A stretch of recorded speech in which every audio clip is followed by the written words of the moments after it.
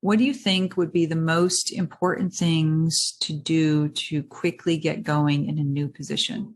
One of the things that I always think of that paralegals have this quality that they don't even realize is the ability to pivot. And that was always a quality that I looked for when I was hiring a new paralegal. And when I say the ability to pivot, so you go to a new firm and you got to get up to speed. You've got to be able to pivot, right? And learn quickly. What are the firm's policies and procedures? That's what I'd want to know. Hopefully they've got a really good onboarding program because that can make all the difference. But even if they don't, pivot to know the rules, the procedures in that agency. What's not just what's expected of you, but if you could somehow find out, it just wouldn't depend on how comfortable you are asking your supervisor is, and maybe you asked it in the interview and you already know, what do you think would make me the most successful in this position? What do you think I can do or should do to help you better, to support you better if you're talking to your supervisor, so that you would consider I'm a success in this position? And then, just like I talked about with the priorities, right? You're going to be given tasks. You could go through and write down what you think the priority is, but then ask them. That's a good way to get to know like their work style too.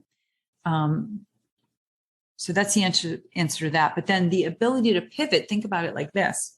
This is why I think that especially litigation paralegals have the ability to pivot. I'll give you an example.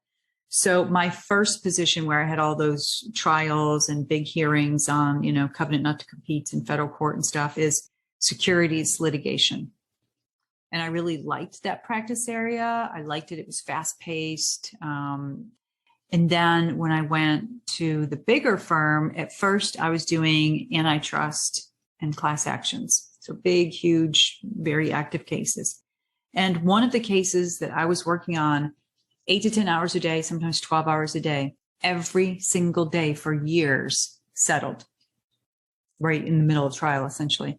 And I had no work because nobody could ever ask me to do work because I was always too busy working on Greg's cases. So, and his work died down too, and he decides he's going to go on vacation. So,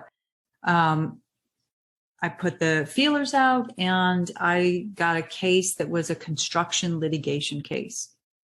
I didn't know anything about construction litigation, but fast forward 3 or 4 years and I could tell you the strength or the RFI impact of the rebar, right, on the concrete and all that kind of stuff. It's amazing. As a litigation paralegal, you're pivoting constantly, right? Because every case is different. Even if you stay in the same area, say you're in family law, the law is similar, but the facts are different in every case. You're constantly pivoting one case to another, one practice area to another. And that's what firms and employers look for when they want to hire paralegals, is that ability to pivot.